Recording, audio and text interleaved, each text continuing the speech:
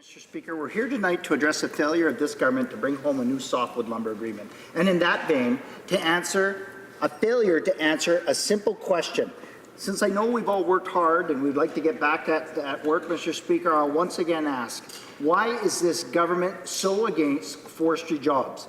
The previous Conservative government spent nearly a decade building an envious reputation when it came to international trade, and it took the Liberals just over a year to destroy it. I've got a few names I'd like to rattle off for you, Mr. Speaker, if you'll bear with me for a moment. The member from Mississauga Malton, the member from Kings Haunts, the member from Beaujeu, the member from Regina Wascana, the member for Cardigan, and finally, the member from Markham Thornhill. Mr. Speaker, you may ask, what do all these honourable Liberal cabinet ministers, and I might add senior Liberal cabinet ministers, have in common? When they were on this side of the House, in the official opposition, where I stand right now, they all chose to vote against softwood lumber. Mr. Speaker, how can the hardworking communities, or Canadians, and the communities that depend on forestry really truly believe that this government has their best interests at heart? Mr. Speaker, the last softwood lumber dispute cost the Canadian forestry sector $5.3 billion. And it was settled by the previous Conservative government negotiating an agreement within 3 months of coming into office in 2006. Our Conservative government put to bed the costly and longest trade disagreement with our major trading partner, because Stephen Harper had a vision for Canada and a plan for the economy. Mr. Speaker, those Liberal members stood in the way of high-quality, well-paying jobs, jobs that my constituents depend on. It's no wonder we don't have a new deal when the honourable members chose to vote against having billions of dollars in duties returned to this side of the border.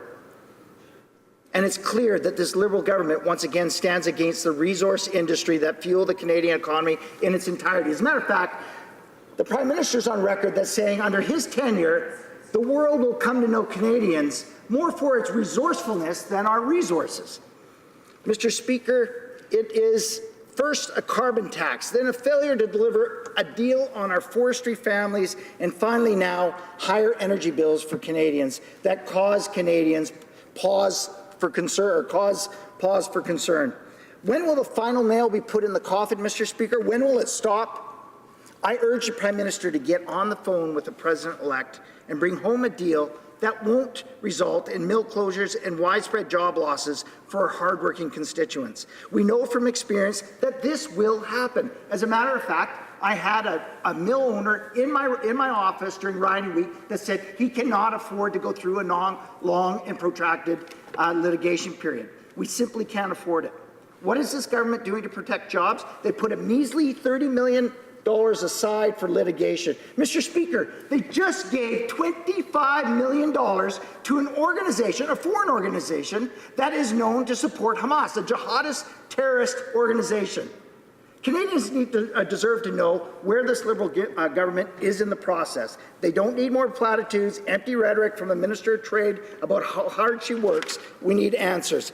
I know my constituents are not better off today than they were a year ago. My only hope that it doesn't get worse for them, and Canadians need to know that this government is not against the hardworking Canadians and the communities that depend not just on our forestry jobs, but our natural resources industries.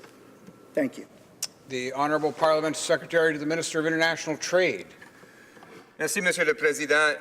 La présomption de base du discours, parce que ce n'est pas vraiment une question, du membre est fausse, même ridicule. Le bois d'œuvre résinu constitue un pilier fondamental du secteur forestier canadien et, de façon plus générale, de l'économie canadienne.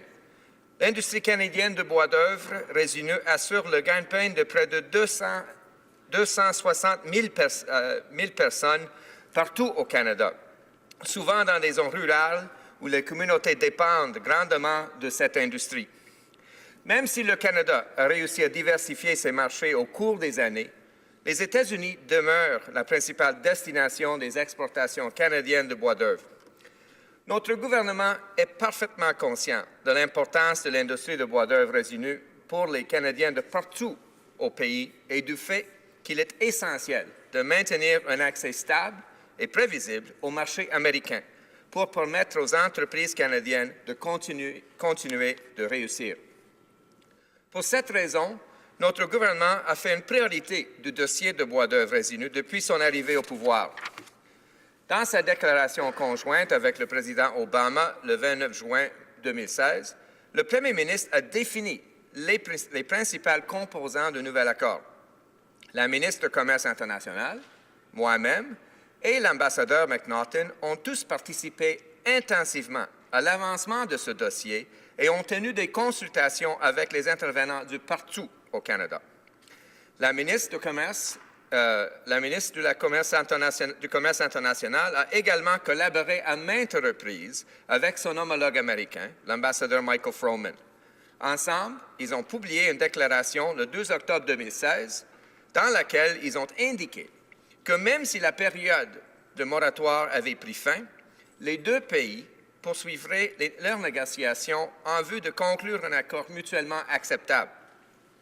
Les représentants d'Affaires mondiales Canada ont maintenu un rythme intensif des négociations avec leurs homologues américains et ils continueront de le faire.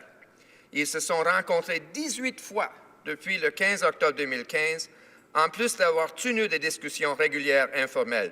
Et ceci, Monsieur le Président, avec un gouvernement qui n'a même pas commencé les négociations avec les États-Unis, même s'il savait que l'accord arrivait tiré à sa fin. Notre gouvernement reconnaît l'importance vitale de l'industrie de bois d'œuvre pour les Canadiens de partout au pays. Nous travaillons sans relâche à protéger les emplois canadiens. Le gouvernement du Canada cherche à conclure un bon accord, et pas n'importe lequel, et il défendra vigoureusement les intérêts du Canada en matière de bois d'œuvre résineux, y compris par voie judiciaire s'il y a lieu.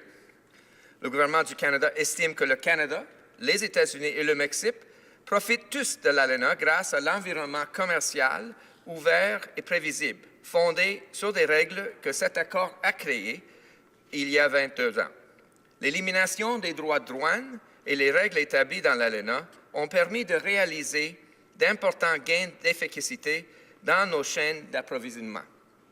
Bon nombre de secteurs ont maintenant des chaînes d'approvisionnement intégrées, lesquelles s'étendent dans les 3 pays et leur permettent de soutenir la concurrence à l'échelle internationale. Le Canada n'a pas d'amis, Monsieur le Président, de partenaires ni d'alliés plus proches que les États-Unis.